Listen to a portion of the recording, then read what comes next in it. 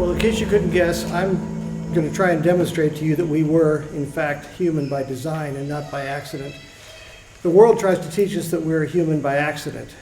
In this series, we're going to cover 6 basic topics. But before we do that, I'd like to do a quick human interest story. I want to introduce you to somebody. This is a man who was very important to me. This is my dad. And this is when he was about 32 years old, probably at his wedding, because I don't know if he ever wore a tuxedo other than that. But we had a lot of exposure to my dad, of course, growing up, but late in life, he had a couple of strokes. And so in 1997, he had a stroke that kind of set him back a bit, but he was able to recover, actually started driving again. But in 98, it was a more serious stroke, and he came to live with us for a while. After his stroke, while I was with him in the hospital, he had aged a bit by then. So he's an older man now, just like I'm older. I'm almost the age he was at that point. But they told us that the most that you'll get out of your brain recovery is going to happen, most of what's going to be recovered is going to happen in the first 2 weeks. And so keep him talking, keep him engaged as much as possible. So I asked him questions, and he couldn't remember anything from what he had for breakfast, but he knew 50 years ago. And so I kept asking him about World War II stuff. He had been in World War II. He was an air crew member on a C-47 and was through the whole war of the American involvement from D-Day all the way through. And I'll tell you a little bit more about that in future weeks. But for tonight, the interesting thing that is relevant for tonight, he said at some point, you know, he was getting tired, and fatigue is kind of a normal thing for stroke. And he said, why are you asking me all these questions? And I didn't want to tell him, well, I'm exercising your brain because you're not going to get anything back after this, right? So what I told him was, well, I'm just really interested, you know, and by the way, you can't remember anything else. So, but I found out more about what he had done in World War II in the last few years of his life than I had the entire previous, all of my life. And so he said, why are you asking me all these questions? Why don't you just go look in my diary? Your diary? What diary? Well, the diary. Well, where is it? He said, well, it's at home in the top drawer of the desk. It's been there your whole life. So guess what I did when I went home that night is I went and I found this desk, which we now have in our house. And of course, I pulled open the top drawer. And there sitting on the left side, just about like that, was 2 spiral-bound, small 3x5 type books that were his diary from World War II. We never knew they existed. As you can imagine, they have become a family heirloom. But the interesting thing is that we have evidence that what he said was true. And the relation to what we're going to do tonight is everything we are talking about in this series is about evidence. Christianity is different from every other faith because we have evidence for our faith. It's not a myth, it's not a legend. We can go back in archaeology, and we can go back in literature, we can go back in history. All kinds of ways we can validate that Christianity is true. Now, if my dad had told me it's in the top drawer of the desk, and I went home and it wasn't, there would not be validation. But in this case, there was. And we may come back to him in future weeks. But for tonight, we're going to talk about this. This is the first of 6 series. Tonight we're going to do 3 centuries of design arguments. And that's going to be, I think we're going to make it fun. Hopefully it'll be interesting as well as history. I'm a historian by training now, retired pilot, but what I do now is history. And so we're going to actually go 3 centuries, but we're going to go 3 millennia. I'm actually going to go 4 or 5 millennia. We're going to go way back. But we're going to tie some things together and hopefully put some pieces in place that'll make sense for the future. So we're going to do 4 basic things. We're going to start out with fake detection. How do we find a counterfeit, and how do we separate that from the real thing? And then what about the Greeks? We always have to talk about the Greeks, right? Well, we're not going to belabor them, but we will say what they had to contribute. And then we'll talk about how the Judeo-Christian response to the Greek ideas and the other ideas floating around, how those played out. And then we'll do a little bit of trend analysis with how geology and biology and theology all were co-opted to tell us the story that most of us learned in school. We're not going to get to education tonight. We'll cover that in another section. We'll talk about education. But all those things lead to how we know whatever we know. It's from all these studies of geology, biology, theology, what we believe about God, and then how we're educated about those things. So let's detect a fake, okay? Now, can you tell if this is a real $100 bill? Anybody know? Well, what the experts do when they want to detect whether something's real is they look at the real thing. This is a real $100 bill. I don't know if this one is or not. But I do know that the series number, this little star here is not on this bill.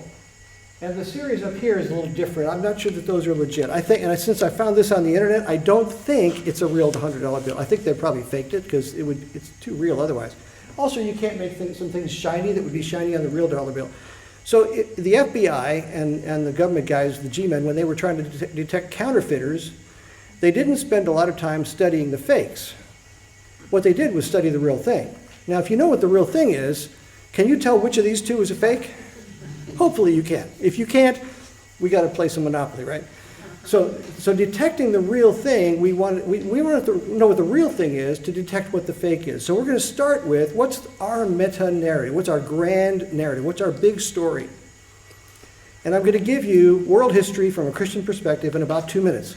Okay, so time me on this. All right, so here's a go. So we're going to start with a timeline. We have to have a timeline, right? And we start with creation. Now, when did creation happen?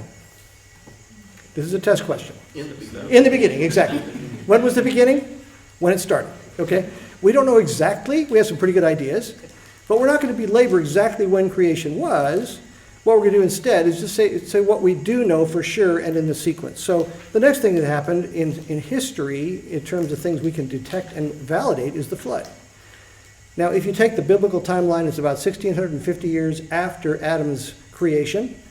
But there are some overlaps, and you can't be quite that precise with the timeline, but sometime around 1,700 years after the creation is a reasonable estimate, and that's going to be about 4,500 years ago, okay, round numbers.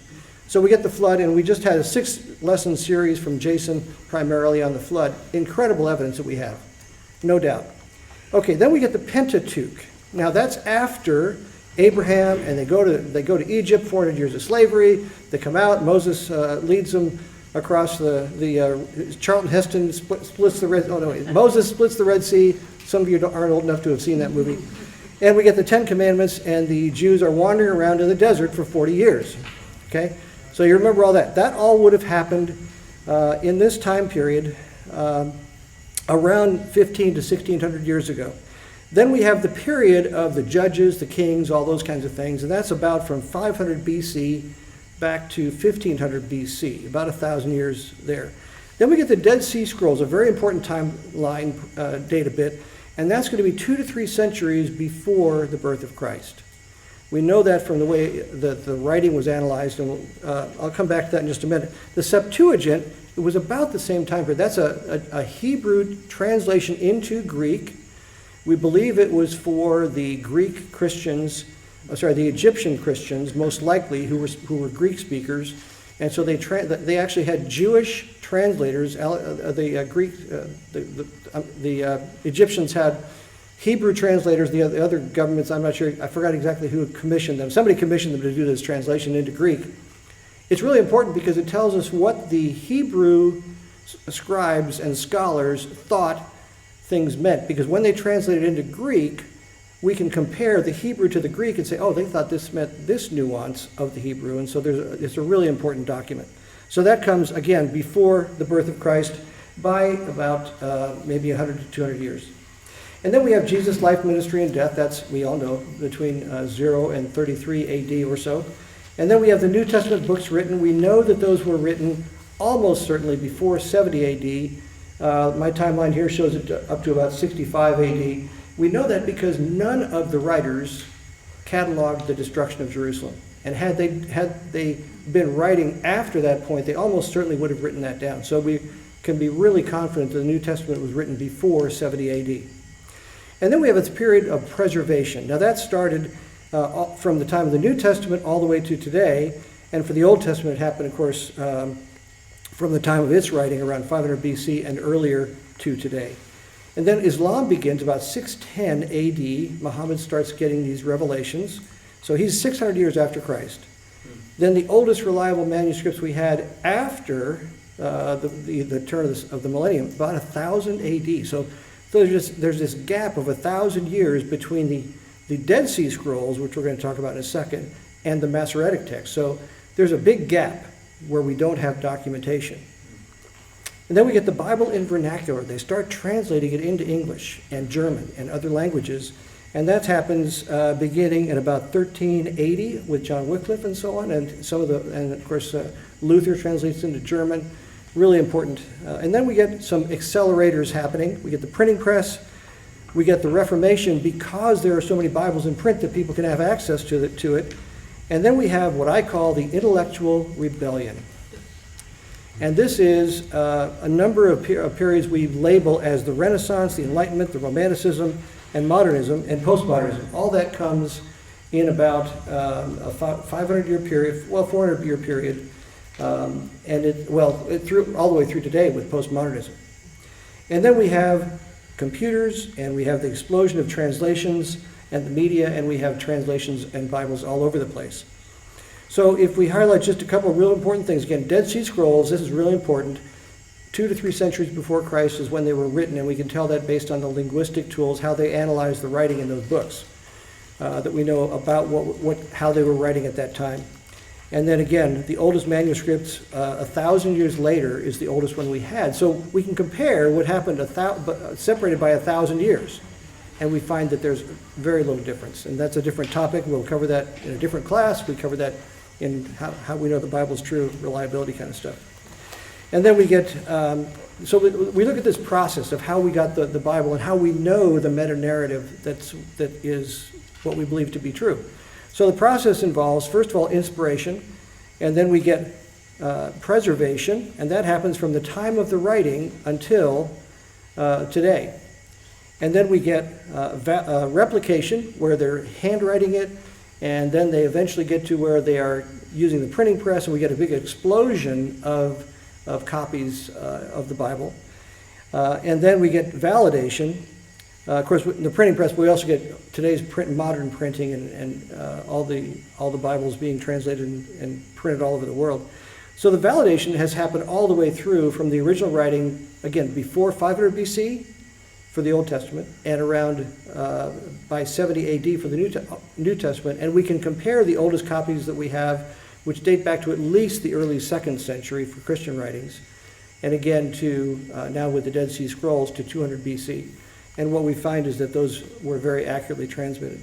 And what the story is we have a clear and a coherent message about a very important topic that God wants to bring to us, and that is, what is that clear message? That God created, that the creation was good, that the creation was also real, that humans were made in God's image, that their cultural mandate was given to humans to fill the earth and subdue it. Now that means that we influence the culture not just by having babies, but by preserving the culture of Christ and the morality of Christ and the teachings of the Bible. All those things are the cultural mandate, but it's also building the infrastructure so that society can survive and thrive. But then there was a problem, and the problem was that sin entered the picture and upset the apple cart. Of course, that was much earlier in the picture. But then the good news is that because we needed a Savior, that Christ came, paid for our sins in our place, and that's the clear message. So that's the starting point. That's the $100 bill. That's the meta-narrative, the big picture, against which we're going to compare everything else. Okay, so having said that, what about the Greeks? Okay, what were they doing all this time when Christianity was writing and preserving and being inspired?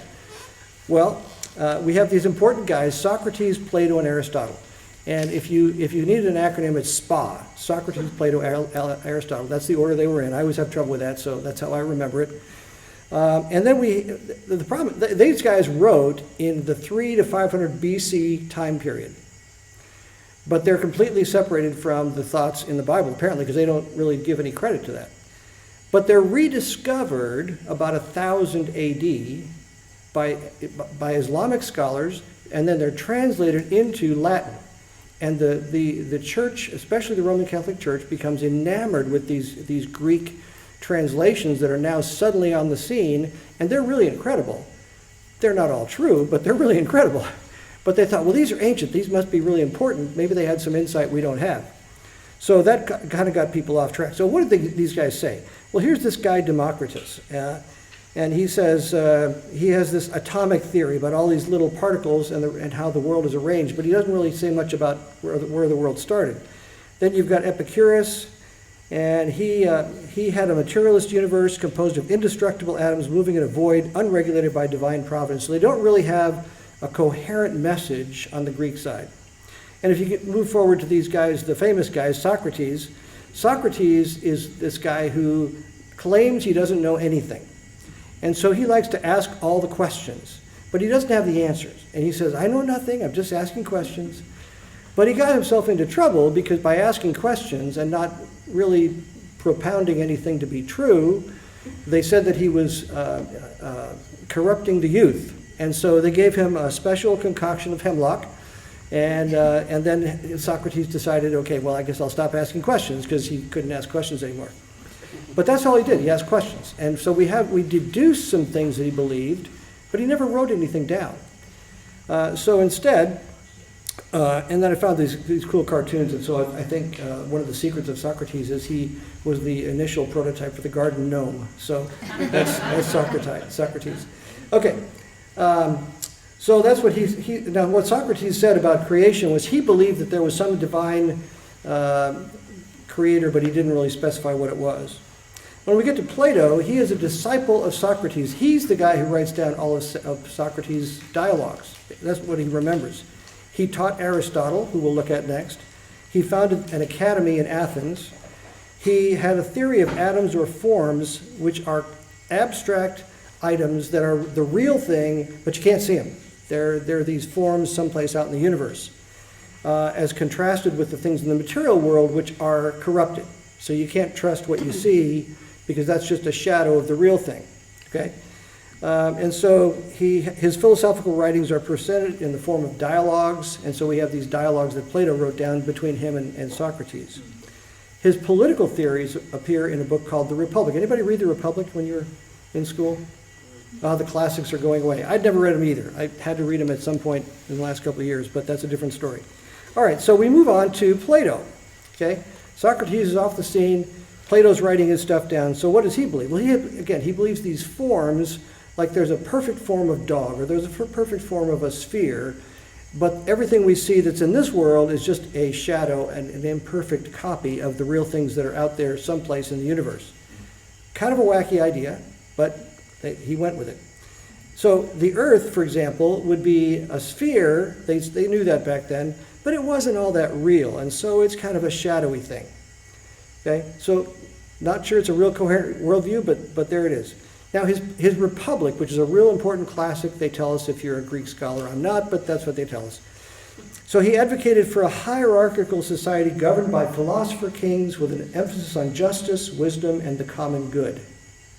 Sounds good, right? Okay, how does it do that?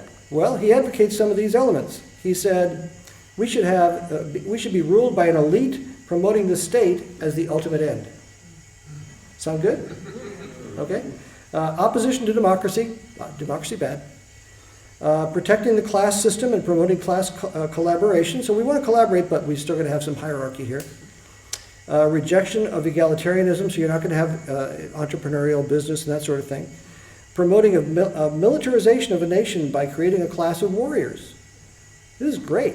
And then demanding that citizens perform civic duties in the interests of the state, and utilizing state intervention in education to promote the development of warriors and future rulers of the state. Now, I think we pretty much incorporate all that into our current society, right? But this is this great Greek philosopher, and this is what he's got to offer. There was another guy who really liked these ideas. Anybody recognize this guy? Mussolini. Yeah, he thought that Plato's ideas in the Republic were exactly what he wanted to go for. So not a real good calling card there. All right, so there's Plato. next we're going to go to Aristotle. He's the most influential. And here's why. He had a much more complete philosophy of life. He was a student of Plato. He actually was a tutor to Alexander the Great, which is maybe why Alexander the Great was such a great conqueror, because he was incorporating all these ideas of the Republic. He founded a school called the Lyceum in Athens. He's one of the most influential thinkers. His surviving works cover a lot of stuff. He talks about logic, ethics, metaphysics, politics, natural sciences, and physics. So he covers a lot of ground. Now, his belief is, he believed that the world was eternal and did not need a creator. He believed that the physical matter of the universe always existed and that the world has always been in its current form.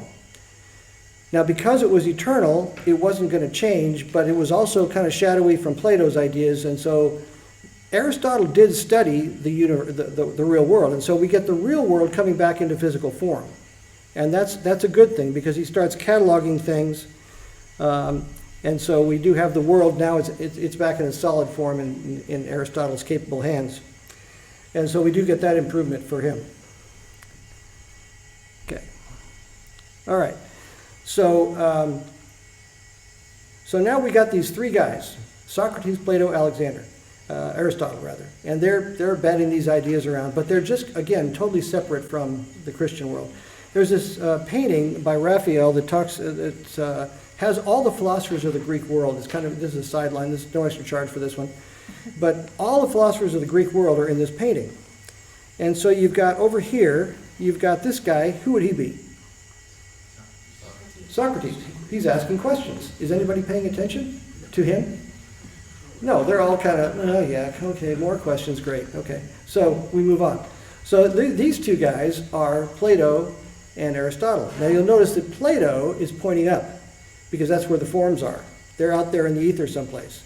Aristotle is saying, no, we got to look at the real world. So they characterize these philosophers pretty well. Anyway, just kind of an interesting painting that's fairly famous. Now you know about that one. So again, these guys kind of go dormant for a while because everybody loses track of their books. But in 1000 AD, they get rediscovered. And so what happens in 1000 AD when that starts taking over the philosophy of the world is that you have other. Now this is another guy. Let me go back to one more guy.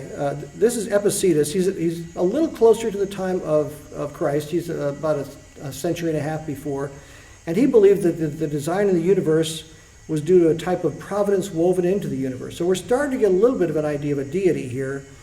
And Epictetus, he uses kind of an analogy about human sexuality and the way that males fit into females and say that they're designed for each other. Obviously, that must be, so that's his design argument. And so you do have some of that happening. So enough with the Greeks. Everybody had enough with Greeks? But there's a spoiler alert. And the spoiler alert is that scoffers are going to come. Even though the Greeks are off the scene in our little narrative here, the scoffers are going to come, and Peter said that they'll follow their own evil desires. They'll say, where is his coming as he promised? Ever since our fathers died, everything goes on as it has since the beginning of the creation. But they deliberately forget that long ago, by God's word, the heavens existed and the earth was formed out of water and by water. So he's affirming the flood. He's affirming all these things, but he's saying scoffers are going to distance themselves from the truth. So we're going to have this battle going on, and all the way back to the Greeks, where you got the theological narrative that we believe from the Judeo-Christian side, where there's a creator who designed things for a purpose, and we're the outcome of that. And the other side, which is materialism or some kind of shadowy God figures that they're always trying to appease. So you've got these two different worldviews that all go all the way back to the Greeks and before. Of course, we have the Tower of Babel, which predates that. People are trying to do things without God. So we've got these two worldviews going with God that we know, and then the other side of materialism. People think sometimes that Darwin started all that. He just perpetuated it. And we'll get to Darwin in a minute, but he was just one of the symptoms. He wasn't really the cause. But the Christian response happens really early. Obviously, not just the Old Testament, but Paul is writing, and he says this. In Romans, he says, the wrath of God is being revealed from heaven against all the godlessness and wickedness of men who suppress the truth by their wickedness, since what may be known about God is plain to them, because God has made it plain to them. For since the creation of the world, God's invisible qualities, his eternal power and divine nature, have been clearly seen, being understood from what has been made. Now that's a really profound statement. He's saying that we can look at creation and see that there's a creator. And then he says, although they knew God, they neither glorified him as God nor gave thanks to him, but their thinking became futile, and their foolish hearts were darkened. Thinking they were wise, they became fools, and exchanged the glory of God for images made to look like mortal man and birds and animals and reptiles. So he saw all this coming. And that's what we do today. And it goes on, but there's a really key phrase that happens right after this. Anybody know what that key phrase is? To chill. God gave them over. Exactly. And he says that 3 times. The first time he gives them over, it's to heterosexual sin to show that that doesn't work well. The second time is to homosexual sin. It shows it doesn't even work as well as that, as heterosexual depravity. And the third time is to a depraved mind to do what ought not to be done. And they become filled with all kinds of evil, wickedness, greed, and depravity. They're full of, they're gossips, slanderers, God-haters, insolent, arrogant. 21 characteristics of what happens when God gives them over to get their attention, and the idea is always to bring them back to repentance. So the Christian response is strong, and in the 2nd century, Bishop of Antioch Theophilus, now I'm assuming this is the same Theophilus that Luke is writing for, but I don't know for certain, but he says, God indeed cannot be seen by human eyes, but is beheld and perceived through his providence and work. So the church fathers are parroting the ideas of Paul and saying that those ideas are correct. And he had another quote that's really good. Just as any person, when he sees a ship on the sea, rigged in sail, and making for the harbor, will no doubt infer that there is a pilot in her who is steering her, so we must perceive that God is the governor or pilot of the whole universe. So he's using a logic that's very similar to Paul's, and we see this all through the church fathers as they talk about these things. Now, this guy is Robert Boyle. He's an example of the Christians who were also scientists and who used that philosophy in their discoveries. And Stephen Meyer writes about these guys, and here's what he says about Robert Boyle. He said that from Boyle's perspective, the job of the natural philosopher or scientist is not to ask what God must have done, but what God actually did, and then to do research to figure out what that might have been. Boyle argued that God's freedom required an empirical and observational approach, not just a deductive one. Scientists needed to look and to find out. As historian of science Ian Barber explains, the doctrine of creation implies that the details of nature can be known by observing them. So Boyle is a really important guy, and basically these guys, with their philosophy, kind of took the Greek philosophers and they did this. So they're kind of in the trash heap at this point. And Boyle is among the really important scientists of the scientific revolution. So I'm just going to list a few of those guys in a second, but moreover, this is Meyer again. Moreover, since nature had been designed by the same rational mind who had designed the human mind, the early modern scientists were again natural philosophers who began to investigate nature also assumed that nature was intelligible. It could be understood by the human intellect. The founders of modern science assumed that if they studied nature carefully, it would reveal its secrets. Their confidence in this assumption was grounded in both the Greek and Judeo-Christian idea that the universe is an orderly system, a cosmos, not chaos. Western science is grounded in the belief that the natural order is the product of a single intelligence from which our own intelligence descends.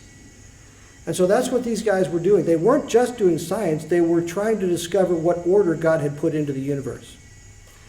So let me just list 10 scientists that were really influential. I could easily have gone 50 or 60, but here's Copernicus with looking at the evidence and saying, well, I think it's a heliocentric system. And then we have, this guy is Vesalius. He was the founder of modern anatomy. Galileo. This is Tycho Brahe, who was one of the first really important astronomers who cataloged the skies and very accurately charted things. He developed huge machines the size of this room made out of wood and metal that he could use to accurately pinpoint exactly where a star was and chart it. And then we get Francis Bacon. He argued for the importance of natural philosophy. Again, that's science in our terms. guided by the scientific method. So he was one of the first to really use the empirical method of hypothesis and then testing the hypothesis and all that sort of thing. And he kind of lined out how we use inductive reasoning that we still use today. Very, very important guy, Francis Bacon. And then we have this guy, Kepler, who's my personal hero. He's the guy who spent years doing mathematical equations trying to figure out what the shape of the orbits was. He derived the laws of planetary motion while he's on a moving planet that's also revolving and going around the sun, and he's observing the math is just beyond anything I can imagine. He was a brilliant genius of a guy. So laws of planetary motion, and set the stage for Newton to derive the laws of gravity. So a very important guy. And then we get this guy, René Descartes. For those of you who don't know, and I didn't know this until a couple of years ago, embarrassing, but have you ever heard of Cartesian geometry? That's Descartes. Now, they must have been friends of his who just called him Cart, like Cartesian, but I thought it would be Descartesian geometry, but at any rate, very important in mathematics, and he's also the guy who did the I think, therefore I am. He was trying to derive, and he was probably the first deconstructionist, take away everything that the previous generations know, which, by the way, is not a good idea, but he wanted to derive what he could know for certain without any of the previous ideas coloring his judgment. And so he said, well, I could reason away that everything could be an illusion. Not really, but he did. And he said, let's just suppose everything's an illusion. The one thing I know for certain is that I am inside myself thinking. None of you can take that away from me. Whatever else is happening around me, I know I'm thinking, therefore I exist. That was his logic. So there's some problems with taking away all the previous wisdom of all the generations, but he did come up with an interesting idea about consciousness, which is really important for later. So we'll just leave him at that. And then we get this guy Galileo, who managed to do some really important discoveries and anger the Pope all at the same time, which got him in house arrest for the rest of his life. And then this guy, William Harvey, who was an influential anatomist and physiologist, the first physician to completely describe the pulmonary system. So doing one of the things that Christianity brought was the understanding that the body itself was not divine, that it was something God had created for us to use. And so dissection was something that Christian scientists were willing to do, whereas many previous generations had been afraid to do that. And then Robert Boyle, we talked about him before. Boyle's law of gases, very important stuff. And again, all of his philosophy was good. Newton, of course, with the law of gravitation, one of the most brilliant thinkers ever, and a very devout deist for sure, maybe Christian, and we'll come back to Newton in a future talk. But these are just 10 important scientific revolution guys who were motivated to find what God said. So that's where we come from. Okay, so where do we get into problems? Well, these guys are trying to bring the train back onto the track, but we got some geology guys that are going to mess things up, okay? And so we get new ideas in geology beginning in the 18th century, new ideas in biology, and then we get some new compromises in Christianity. And the result of all that is, guess what? Confusion. Because now we have conflicting ideas that can't be really easily resolved. And so the result of these new ideas in too many cases is confusion. So here's a couple of the really important guys in geology, and I credit Jason again for bringing my attention to James Hutton. But in the mid to late 1700s, he starts looking at geology. And he was a deist or perhaps an agnostic, but certainly not a Christian. He denied the biblical flood concept. He wrote a book called The Theory of the Earth, which was published in 1795, so just before the turn of the 1800s. And there's a book about him called The Man Who Found Time, James Hutton and the Discovery of Earth's Antiquity. I haven't read this one yet, but Jason tells me it's great, and it's on my list. How he redefined the way we think about time. And the way he did that is he had this idea that past history of our globe must be explained by what can be seen to be happening now. No powers are employed that are not natural to the globe. Now, these are a lot of superlatives. So, must be explained. No powers are to be employed. So he's really hardcore on what we see around us now is what caused everything we see that went before. But we know that there are processes we don't see that we need more explanation for what we see. Like, again, if you were with us in the flood section, thousands of feet, up to 10,000 feet average thickness of sediment all over the earth. That's not happening now. The Gobi Desert, by the way, is not getting sediment. There's no water depositing sedimentary rock or sand in the Gobi Desert. So this idea that the process is going on now can explain everything, it's simply ludicrous. But that's what was happening. So he has a protege, Lyell, Charles Lyell, who may have been a deist or an agnostic. He was hostile to the biblical flood. He wrote Principles of Geology. Now, this guy was prolific. He wrote a 4-volume work in 3 years, or at least those are the years of publication. Principles of Geology, very, very influential work. The first volume of that was what Charles Darwin took with him on the voyage of the Beagle that convinced him that the Bible narrative was wrong and the old ages were true. So this is one of the things he writes in Principles of Geology. Let me just read this short quote. In the south of Sicily, precipitous rocks of white limestone ascending to the height of 500 feet have been carved into the same form. It is not easy to account for this phenomenon. It may be, perhaps, due to the action of the sea during the rise of the land, for every portion of the cliffs bordering these valleys may in its turn have been washed by the waves. Now, do you see any wishy-washy terms in there? May have been. There's several. Okay? It's not easy to account for. May perhaps, may have been. So there are at least 4 separate ones. It is not easy to account for this phenomenon. May, perhaps, may have been. There's no empirical evidence that this is what happened, and yet he's telling us with certainty that that's what happened.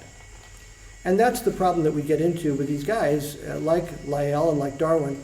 They speak very confidently about things for which there is no evidence, or very little evidence. All right, so geology sets the stage. Now we have long ages that people are starting to wrestle with, and we have this guy named Darwin. Now, he was trained in medicine. He didn't like that. He fainted at the sight of blood. Kind of like us. Some of us don't like blood. My wife could do it all day long, but I'm not that crazy about it. But he was then trained in theology and taxidermy. And yet the British Natural History Museum calls him history's most famous biologist. He was not a biologist. So there's a little bit of a problem there. And you'll see in the bottom corner here, this statue of Darwin. Well, let me show you what that looks like in real life here. But he was very ambitious. He really wanted to be known for something important. He repackaged the ideas, though, of his grandfather Erasmus. His ideas were not original. Erasmus was not a great writer. He was kind of a crank, and his book was not that great. But his ideas were recapitulated by Darwin, and he packaged them much better. And he writes Origin of Species in 1859. So this statue of Darwin, this is what it looks like in the British Museum. It kind of looks like a throne room, and if you look at the room in which it sits, it's this thing right over here. It looks like he's kind of presiding over the whole scene. They've kind of made a god out of this guy. Anyway, so that's Darwin and how he's thought of.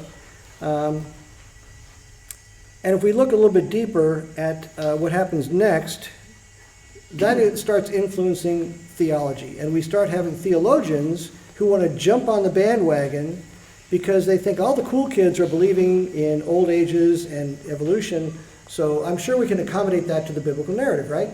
And so they start trying to work on that. And so one of the first guys to compromise was a guy named Thomas Chalmers, who lectured on the idea of the gap theory of long ages between certain verses in Genesis. Sometimes that's called gap creationism. He comes as early as 1804, so really early, right after Hutton in 1795, within 10 years of that, and before Lyell, who's much more popular and much more understandable. Chalmers was already jumping on the bandwagon. Now we have another guy who tried to push back, and that's William Paley. And he popularized the watchmaker analogy. Now I don't think he originated it because it had been refuted earlier, and we'll talk about that in a second. But the watchmaker analogy appears in his book, Evidences for the Existence and Attributes of the Deity, and he does a really good theological exposition of how design points to God. And so he writes this. He says, in crossing a heath, go back over here. In crossing a heath, suppose I pitched my foot against a stone and were asked how the stone came to be there. I might possibly answer that for anything I knew, to the contrary, it had lain there forever.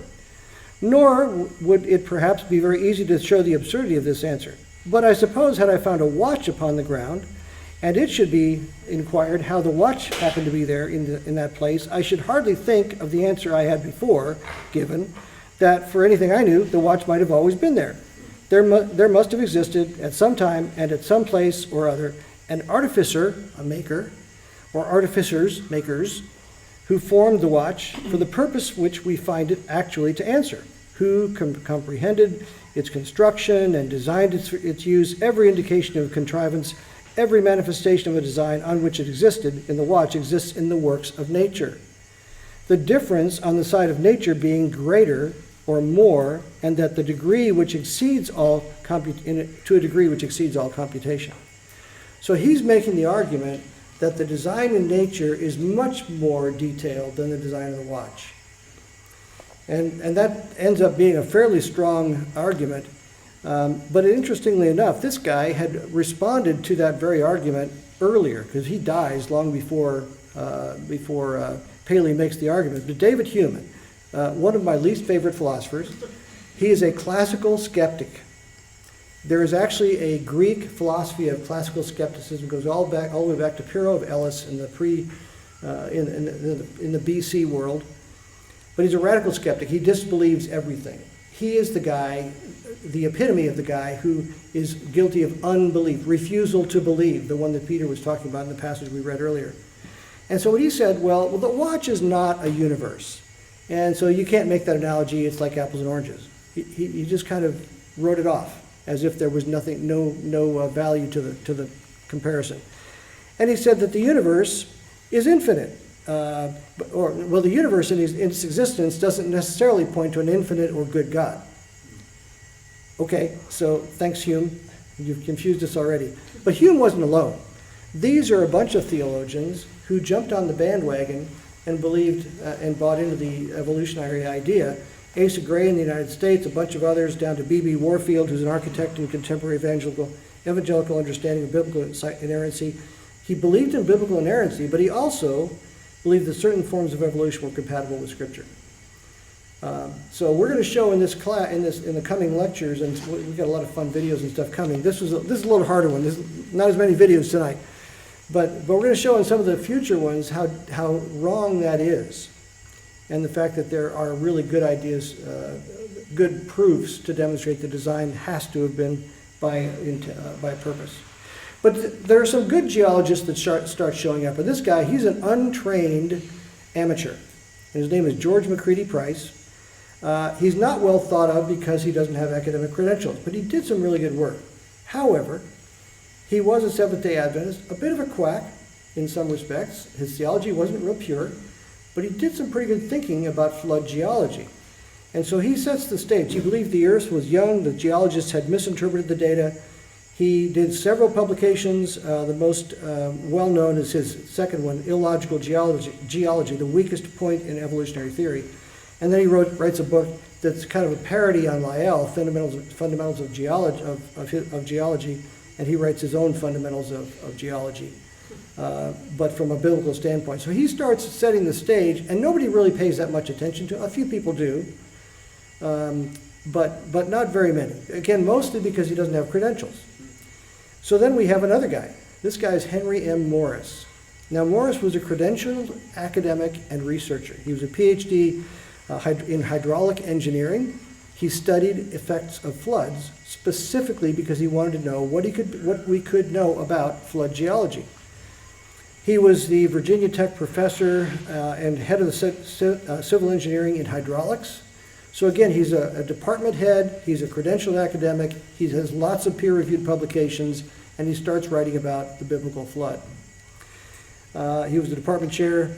He was the father of modern creation science, and he co-authored the book, The Genesis Flood, with John Whitcomb. So Whitcomb was a theologian, and he writes the theological portions of what he thinks the Genesis text means, and then Morris writes the part that has to do with the geology of the flood. Very important book, and a groundbreaking book that starts setting Christianity on a scientific footing for the first time since way back. The scientific revolution didn't have as much to do with geology as the other sciences. And so now we're starting to get some real solid science with some credentialed guys speaking on what matters. And then we have, as we're coming closer today to today, we have this biology component. Again, a very important guy, Michael Behe. He's a microbiologist at Lehigh University. He has tenure, which is why he can get away with writing things that are biblically relevant. And he's a Catholic, believes in old ages, but he's written this book on intelligent design, and he's part of a group of folks that we'll talk about more in the coming weeks who begin explaining the importance of intelligent design and what that means, what that concept involves. He uses simple analogies to relate to complex ideas. And so he writes this book called Darwin's Black Box. And what he does is he writes, again, simple analogies. He'll take a mousetrap and say that's an example of a complex machine in that if you take any of the parts and you remove them, or if you make them the wrong size, or they're not properly assembled, they're not properly set, you don't catch less mice, you catch no mice, right? And then he makes that a parallel between that and many, many features of the human body and other organisms. And one of the most important ones that he uses in his book is the bacterial flagellum. It's like an outboard motor, but it's at the tail end of a bacteria. It can go 100,000 RPM one direction, and in a half turn it can go the opposite direction. Incredibly efficient motor. And it looks like a machine. And so what Behe does is he talks about the black box. Now, the black box is an analogy to what Darwin could have seen, or any scientist before modern technology could have seen. So they might have been able to see something as small as, let's say, a cell with a rudimentary microscope. And they could see inside that there were cells, but they didn't really know what the cells were made of. And so they thought, well, we're sure that inside the cell it'll be fairly simple, some gelatinous chemical thing, who knows. And so when more powerful microscopes came along, they opened that box. They opened the cell. They were able to look in more detail. And what they found was that this black box has a problem. Inside it, it has another black box. And so now they can see, oh, we're looking inside the cell. It looks like there's a lot of stuff in there. There are little things doing things, and then there's a big dark place. We're going to call that the nucleus. We don't know what it is, but we're sure when we get in that thing, it'll be fairly simple. And they opened the box, and guess what they found? Another box. And then they get inside the nucleus, and they start looking at genetics and mitochondria. And this happens over and over again. The more deeply you look, the more black boxes there are. To the point now that we have genetic code and epigenetics and all kinds of things where we don't have any idea how the coding in the DNA got there. Again, we'll talk more about how that works in the future, but that black box problem is one that's real serious. And today there are many things we don't have a clue about. Origin of life is one of those things. So he wrote 4 books over the course of, the first one was 1996, Darwin's Black Box. The next one was about 10 years later, The Edge of Evolution. By this, and it's kind of cool, you can tell where the science has gone. He's now tracked with how far evolutionary change can go in a given species. And it's very limited. He realizes that you can't go very far. And then the next book that comes out, this is the most recent one that has new ideas, Darwin Devolves. And it's all about the idea that in genetic mutation, there are only 2 things that can happen. You can break something apart, you can take something out, but you can't add new information. Mutation does not add new complex information. And again, we'll explain why that is in the future, but they're very important concept. This is just about 5 or 6 years ago. And then he's written a book that's almost nothing but refutations of all the challenges he's gotten from other people. And that's called A Mousetrap for Darwin. It's kind of a cool title. And so I have not read that one. I've read excerpts of it, but he answers all the critics in that book, because everybody's always saying, well, he's been answered.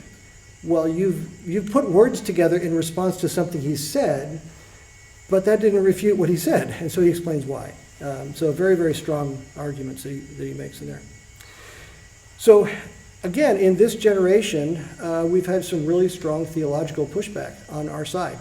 And so we've had a number of books, The Catholic Case for Intelligent Design, The Immortal Mind, one that just came out a few months ago, actually last month I think, it's the Stockholm Syndrome Christianity. Very important book that I think will become a classic. It talks about how different disciplines have Christians who have chosen to compromise on issues of evolution, on issues of materialism. And so he calls, it's an uncomfortable book to read in some respects because he calls out names. And for example, one that I'll list is Francis Collins as an evangelical, a self-proclaimed evangelical, wrote a book where he explained, I've forgotten the name of the book. I haven't read that book, but it's a good one, I'm sure. But it basically is his testimony of how he became a Christian.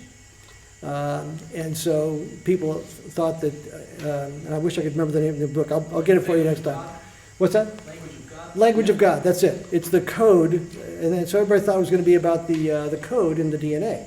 And it was really more about how it happened through natural causation.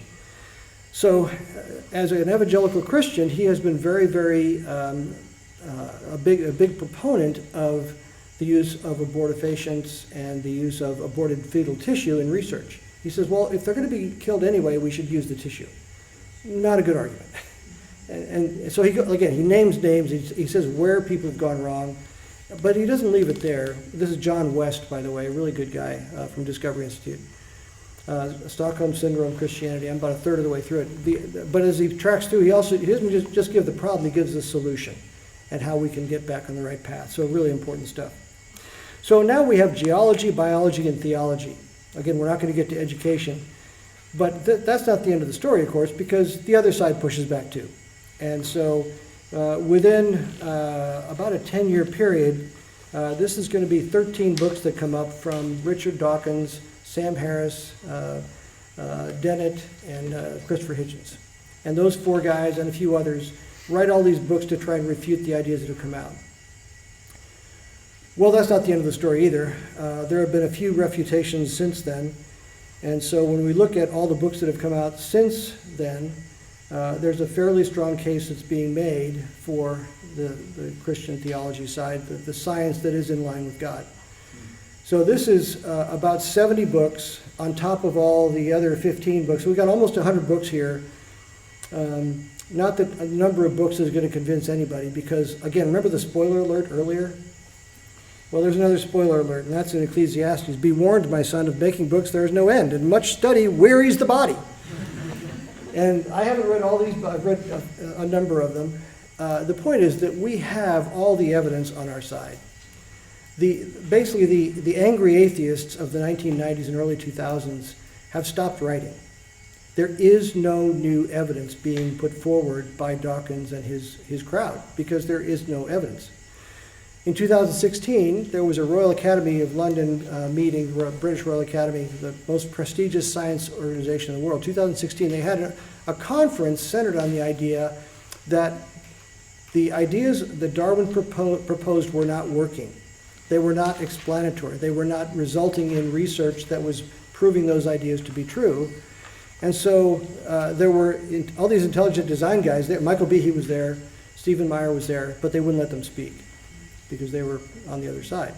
But all the scientists that were there who were presenting papers were saying things like, well, I don't see any evidence in my specific field that these evolutionary ideas and materialistic ideas can lead to new complex development, but I'm sure it's in the other fields. And all 17 of the paper presenters said the same thing, essentially. Not in my field, but I'm sure everybody else has it. So what they did was they came up with a new term that's called the Extended Evolutionary Synthesis, EES. Now, if you can have enough syllables, you must have credibility, right? What the Extended Evolutionary Synthesis really says is, we don't have a clue. But we're sure that there's a materialistic explanation. Now, that's blind faith in science. All the evidence is on the side of an intelligent designer. And that's where we're going to go in the next couple of weeks. So that's kind of, let me kind of tie these things together and show you the timing of how these things worked out. So one more time, we'll just kind of put them all together. So Hutton and Lyell in geology, they start in the late 1700s and the early 1800s, and they start building this case for the long ages. Darwin and Wallace add biology in the 1859 and forward area. Wallace, we haven't talked about him, Alfred Russel Wallace came up with a theory of mutation, natural selection, about the same time as Darwin. So Darwin had to publish his book before Alfred Russel Wallace got one out before him. So it was but then he gave credit to Wallace as the co-discoverer. So that's why Wallace and Darwin are frequently paired up as the co-developers of the theory of evolution and natural selection. Then we get Paley on our side, Chalmers, Gray, Warfield, and so on the other side in theology, confusing the works, and that all happens again. It's all happening at the same time. If we then accelerate into the more modern times, we have the universities in the West largely going with the Lyell and Hutton idea of the uniformitarianism. The things have always continued. Things continue as they always have. We have Dawkins and the establishment going with biology, evolution being deeply entrenched in the academy. And we have too many foundations and mainline Christians in theology going along with that narrative, but we also have some pushback. So it's a mixed bag. And again, it results in, for too many people, some confusion. But we do have, again, some really solid pushback with Price and Morris in geology, with Institute for Creation Research, which is located just over in Dallas. They have a fantastic museum worth going to see. Really good researchers over there. They're doing some solid research on intelligent design. We'll cover some of that in future talks. Evangelical seminaries as well. So Answers in Genesis, they're a little bit too dogmatic for me, but they come up with some really good stuff. They're on the young earth, hardcore young earth side. They don't have a lot of tolerance for people who disagree with them, but the stuff that they put out is pretty good science. Again, they have ICR, Institute for Creation Research, listed twice. Then evangelical seminaries are on the right side. So that's all I've got for tonight, basically. I just wanted to give you kind of some foundation. We're going to have some videos, and I want to give you kind of a taste of some of the stuff that's to come. So next week we'll do design counter arguments, some of the arguments against design and why they can't work. And so we'll look at what's wrong with the counter arguments. Would you like to see a little bit of a video snippet of where we're going? Okay. All right. So here's a snippet. Did you know that all penguins are left-handed? Bet you didn't know that, because that's not true. I made it up. Well, it might be true, but still, I did make it up. It's easy to say things that aren't true and get people to believe them, especially when they sound sciencey and are mixed in with well-known facts. On that note, let's take a look at some popular science videos on the origin of life and point out a few things they claim that are not exactly true. Let's get into it.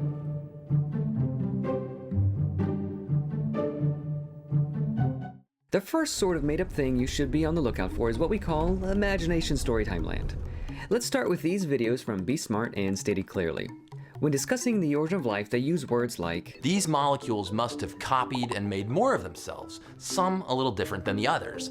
And a few of those codes and instructions must have been better at doing whatever they did." it must have happened.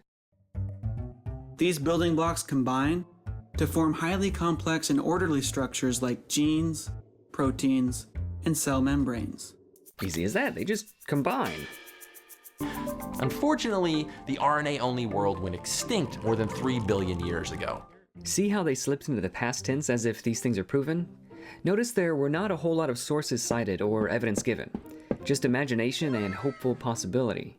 If you see words like, "this must have happened," or people casually slipping into the passive voice or past tense, you can be pretty confident that it's story time. People only say... I think we're going to be doing in the future.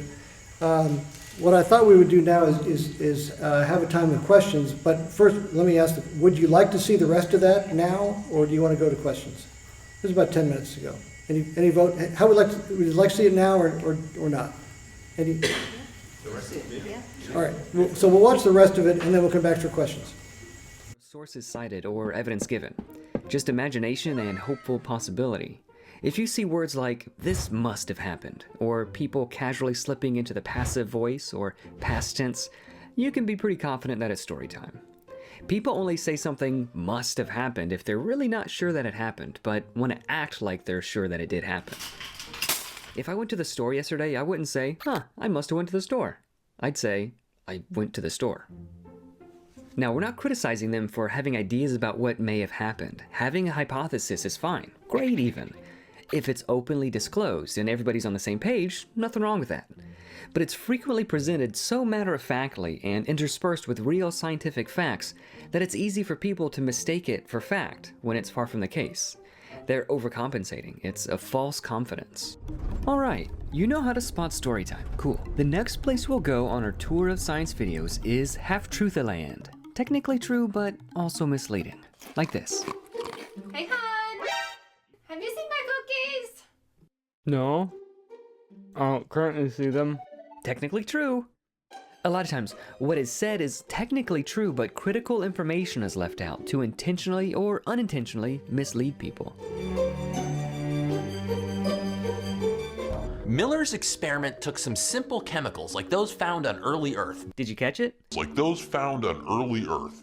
They used simple chemicals like those found on early Earth. He knows that they didn't use chemicals actually thought to be on a prebiotic Earth, but they were like them. Chemicals are chemicals after all, right? Not only that, but they used ultra-pure chemicals at extremely high concentrations that are not found in nature and purchased them from industrial laboratory supply shops. Where are you gonna find those on a prebiotic Earth? You won't, that's where. Like those found on early Earth, bubbled them up through a tube, zapped them with electricity, and after a few days, floating in this soup, he found amino acids, the building blocks of proteins and one of the essential ingredients for life. That's true, but the rest of the story is that they mostly ended up with garbage. Any trace amounts of useful material would have been lost in a sea of toxic byproducts and tar.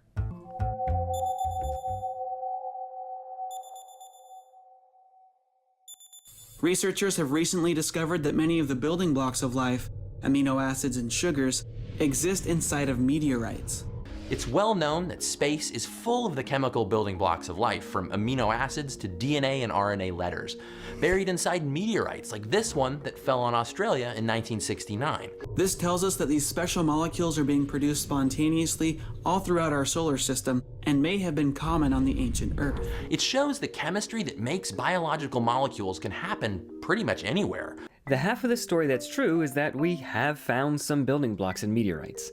The other half of the story they don't disclose is that, much like the Miller-Urey experiment, these building blocks and letters are utterly unusable because they're mixed in with millions of other molecules that we don't want and are even toxic to life.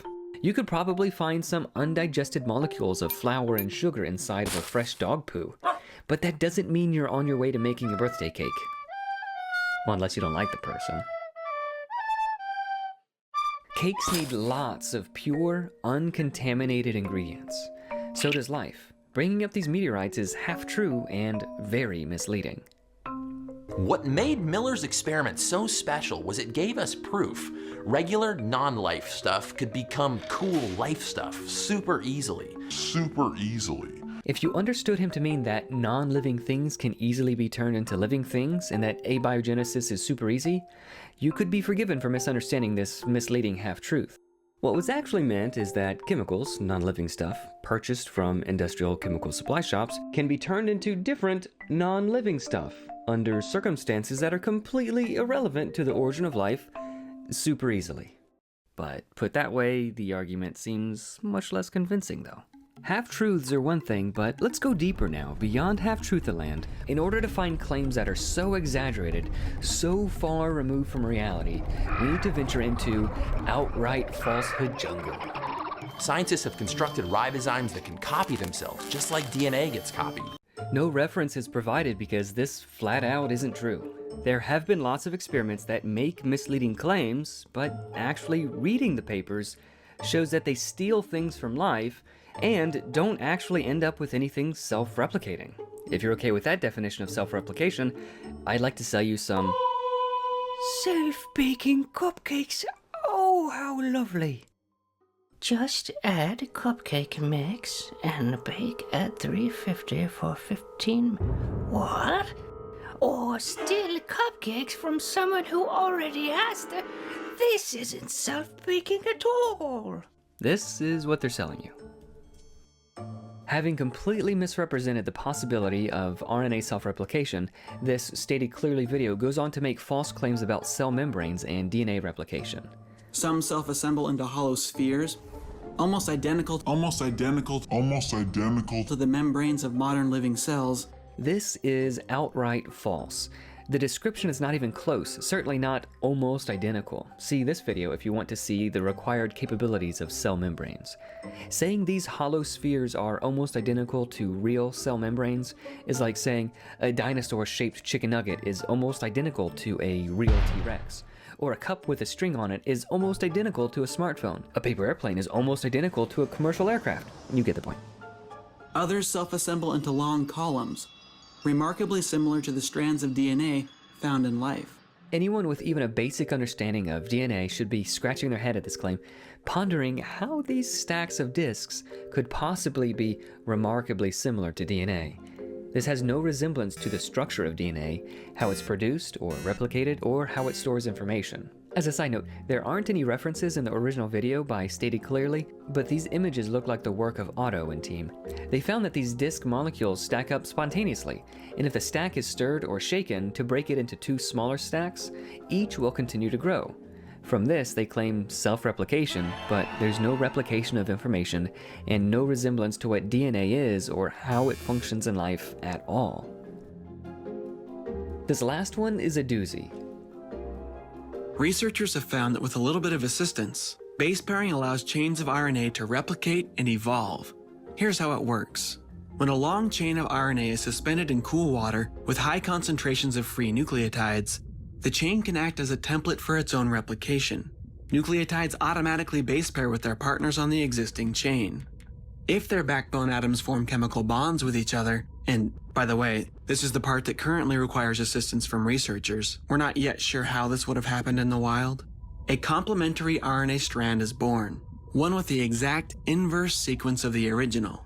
If the water is then heated, paired bases lose their grip, allowing both chains to act as templates when the cycle repeats. The only thing wrong with this claim is pretty much everything about it contradicts well-established science. Here's just 5 reasons why.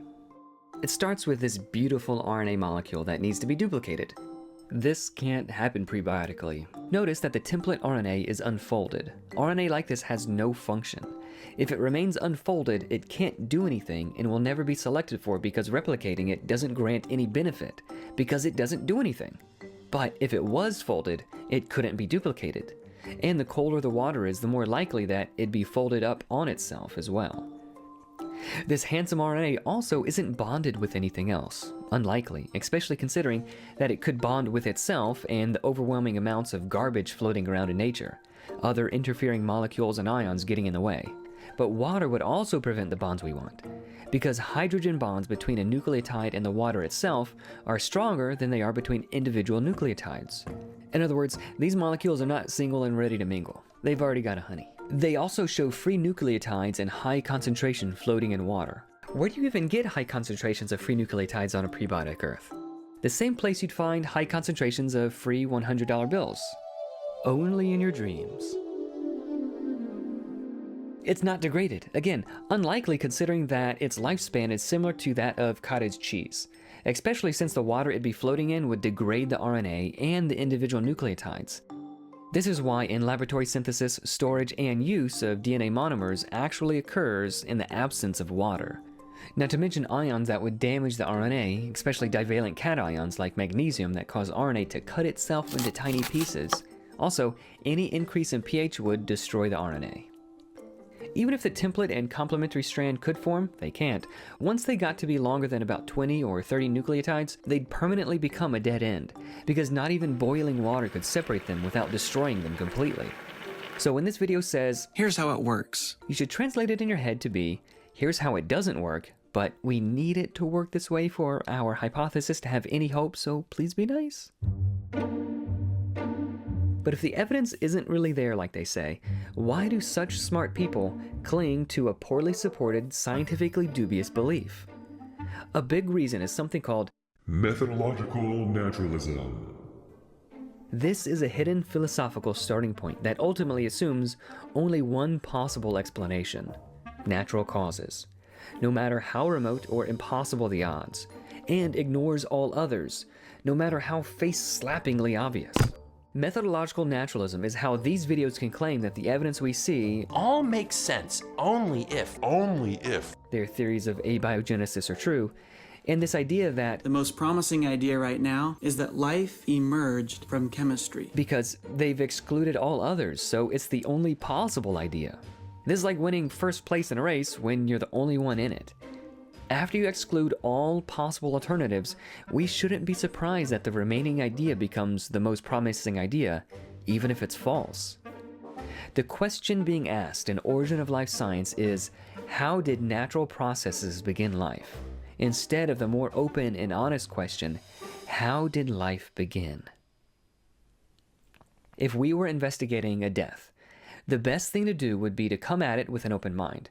Maybe it was natural causes, maybe not. Either way, we'll collect all the evidence before drawing a conclusion. Perhaps the deceased was quite elderly, alone in the house with all the doors locked, and he was found peacefully lying in bed. Natural causes would be a pretty compelling case. On the other hand, if we found a young, healthy person with signs of a struggle, the house was broken into, multiple bite wounds in the back, someone did this would clearly be the better fit to explain the evidence we saw. If the forensic scientists did what Origin of Life scientists do, they would misdiagnose the cause of death. They'd not only be wrong, but embarrassingly and confidently so. Sure, they could try to explain away all the evidence they found to fit their preferred conclusion. Maybe they just don't want to live in a world where people are murdered. So all evidence of murder is ignored or explained away. Nah, this house wasn't broken into. That rock that broke the glass in the door is a naturally geologically formed object, easily explained away by physics. And about the house being trashed, maybe a strong wind just blew through and messed up the place. Or an earthquake. Plenty of hypotheses that could explain that as well. No problem. Now, the odd-shaped wounds in the back, I'll admit, hard to explain, but that doesn't mean it was a murder. This was clearly a death due to natural causes. Forensic science, it just needs to advance a bit further, and eventually we'll find a way to explain away this evidence. Obviously, that detective would be fired, rightfully so, but not so in the Origin of Life Science. He'd be given tenure, a big funding grant, and invited to do a TED Talk. Hey, thanks for watching. If you enjoy this kind of video, make sure you subscribe, and you can hit that bell so you can be notified when we release more videos. So I think those guys will be coming back because they're kind of fun, and they have some important points to make along the way. So we'll bring them back as appropriate. So let me open it for questions at this point. Anybody have any questions on the history lesson for tonight? Great. I'm off the, oh, I thought I was off the hook. Well, I might be getting ahead of myself because you said we hadn't covered education yet. Yeah. But when I consider all of this, the reason I think the way I do is because of what I was taught in school. So I was wondering at what point we took all this that was presumed and made it fact and put it in the textbooks. And What happens is it's really easy to get cutting edge science ideas into textbooks. It's really hard to get them out of textbooks. And so there are numerous ideas that have been refuted. One of the ones that I encountered just in the last 10 years at UT Dallas was a professor bringing up Haeckel's embryos, and those were proven to be fraudulent a century ago. And so, you know, I generally try to keep a fairly low profile, but I did say, Professor, you do know that one was refuted a century ago? Oh yeah, I was just using it as an example of, you know, blah, blah, blah, blah. And so these things, I mean, it may be that the scientists now are not really saying that evolutionary theory, for example, can explain through materialistic causes all the complexity we see, but in all the textbooks it still does. it's still there. It's still there. So if you look at a science text for public schools today, evolution will be proudly proclaimed to be the only reasonable answer. even though there's no evidence to prove that it can do the heavy lifting required to bring about complex changes in organisms. One of the classes coming up, we're going to talk about some of these unusual features of animals. We'll go from deep sea fish to hummingbirds to butterflies and bees and larvae, and it just boggles the mind. And so we know that those things are really complex. They can't have, there's no evolutionary logical flow that could get them to where they are today, and yet we're just told it evolved, you know. So yeah, they're still in the textbooks, and it's hard to get rid of it. It's been there since forever. Well, certainly since I was a kid, which Right. goes back longer than most of you. But yeah, it's hard to get it out of the textbooks. That's why we have parents that go down to the Texas congressional hearings and Board of Education to try and get some of this stuff out of the books. And of course, they're parodied in the press as wacko conservative, you know, extremists, Right. right wing, alt right. So, you know, all the terms you can use without actually saying, by the way, they kind of make sense. But it's hard to get stuff out of the textbooks. Yeah. What else? Yes. You said the entire New Testament can be dated to like 65 AD, including Revelation? Including Revelation, because, well, again, it's possible Revelation was later, but you would think that at some point in there, it would mention the fall of Jerusalem. And that's the logic by which they say that the New Testament was completed. But yeah, the Revelation might be the one exception. That's a good point. Anything else? Yeah. On the theology side, and it may be tied to the Stockholm Syndrome, I recently saw where they were saying it's kind of around the time of Darwin that some of the Christians, particularly in Europe, kind of bought into Darwinism, not really, but they went along with it because if they didn't, they couldn't continue to preach the gospel. I mean, have you Well, seen I mean, anything on that? the same thing could be said of Bonhoeffer. He wouldn't be able to keep preaching the gospel if he didn't, you know, swear allegiance to Hitler. Yeah. So at some point, theologians, like the rest of us, have to take a stand, and many did. But yes, there is pressure from society and from again, the cool kids that say, well, if you don't believe in all this stuff, you're just a wacko. And so they'll label them without refuting them. But yes, that is a real issue, is too many times you're expected to go along with the prevailing ideas that we're told are the science of the day or the consensus opinion, and yet that doesn't mean that it's proven. It just means that it's settled science usually means I don't really want to talk about it, because there is usually not that good evidence to prove. If they start saying settled science and consensus and all those things, that means they don't have the evidence to back up why they believe those things. In too many cases, not always, but in too many cases. So yeah, I mean, there were theologians, and again, some of the ones I mentioned, that went along because they were the prevailing societal ideas, and they wanted to be, you know, we all want to be considered current and up to date and all those kinds of things, but the pressure to do so sometimes ends up being compromised. And so that's where we have to figure out, where is that line? Yeah. I may be thinking the wrong thing. Was Huxley a contemporary of Darwin? He came after Darwin. He was, the first Huxley was called Darwin's Bulldog, because he actually took the ideas. I think he was actually the one who coined the term survival of the fittest. Darwin didn't think that one up. And so he started publicly defending Darwinism before it was really as well accepted as it became later on. And we sometimes think that Darwin put out Origin of Species and immediately the world, you know, glommed onto that idea, but that's not really the case. It took, for the next 50 years, there were people pushing back, but they don't get the headlines and the publicity. And so in 1925, one of the things we talked about in the last session was the Scopes trial, which was the first trial ever to be radio broadcast live. It was headliners, William James Bryan and Clarence Darrow, these two nationally known figures arguing it out over parents' rights. But what did the headlines in the newspaper say? Evolution on trial. Evolution wasn't really on trial. They both wanted it to be on trial because they were both Darrow was a proponent of evolution in the schools, and Brian was not. So they both wanted it to be about evolution, but it was really about something else entirely. So but that's 1925. It becomes a really big thing in the American press. And the takeaway is that the press parodies the Christian Brian as a backwoods, unsophisticated. And the modern forward-thinking people are all on the side of evolution with Darrow. And that's the way it's trumpeted in the New York Times and all the Eastern press. So we have this two things going on. We have the argument, which is really about parents' rights, and it gets reshaped into evolution versus creation. And the press turns it into an opportunity to make the creation proponents look like idiots.